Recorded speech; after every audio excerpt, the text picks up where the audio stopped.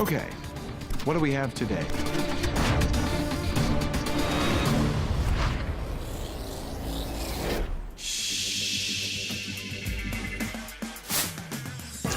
Have you ever tried to put a square peg in a round hole? I didn't think so, and not all components can plug into a regularly spaced socket. Enter Harwin SYCAMORE Contacts, a single-piece beryllium copper contact that can be used for signal or power with all those odd-formed components.